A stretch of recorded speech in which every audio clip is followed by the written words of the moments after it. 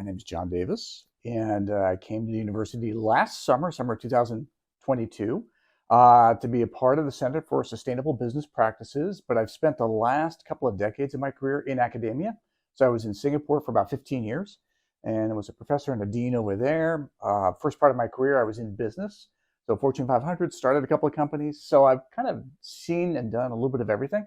And I'm really delighted to be here and a part of the center because part of my work in the last few years has been focusing on what companies can do to become more responsible citizens of society, right? Sustainable, dealing with issues like social justice and whatnot. So it's really cool to be a part of the center for that reason. Grew up in the Bay Area, but I've lived all over. So yeah, as I mentioned, 15 years in Singapore, lived in New York for a while, lived in Boston, lived in LA.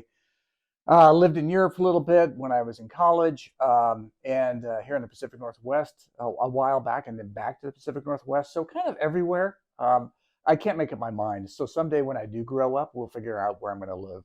A lot. I mean, an awful lot. So we've been fortunate that we've had some alums who've been generous, and that's now enabling us to do a couple of cool things this year.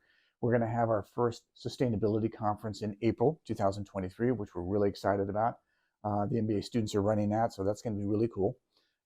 We have also been able to get students out to different conferences around the country. They've got one coming up soon as well that gets them out and about and exposes Oregon students to MBA students from other places.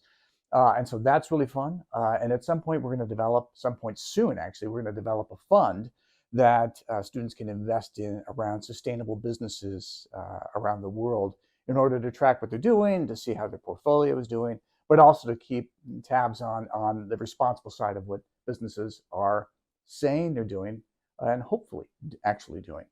Can't ask that question. Oh my gosh.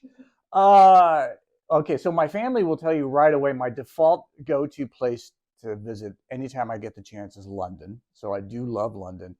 But look, I love Dubai and Tokyo and Jakarta is great. Singapore was wonderful. South Africa is fantastic. I've been to Cairo, Athens, Greece. I mean, honestly, really lots of great places. They're all really fun for very, very different reasons. But part of it's just because every time I'm in some place new, you kind of get that immersive sense of, oh, this is great and special and different. And so all your senses are on high alert. And I really like that because it just kind of helps you absorb what's going on and keep kind of tuned in with what's going on out there. Great. So the center's been around obviously for a long time already and has carved a niche for Oregon in general. We keep getting very good rankings nationwide, which is wonderful to see. And at the same time, I think there's so much more that we can do and you'll see us do. And that includes the research side. What is it the businesses are actually doing to promote more and more of what's taking place in terms of climate policy, but increasingly also what's happening in terms of social justice, economic inequality. All those factors are really important in terms of I think where the center can play a role because sustainability is a rather large umbrella concept.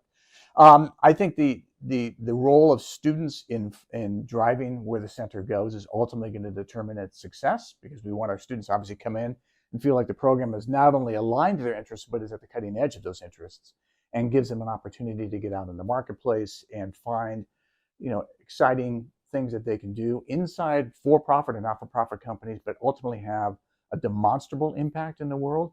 And as a voice for their concerns, we hope the center really becomes the house that they can always rely on, even after they graduate as alums, to come back, talk and whatnot, but to create really a fulcrum, if you will, where we are a community for sustainability interests worldwide.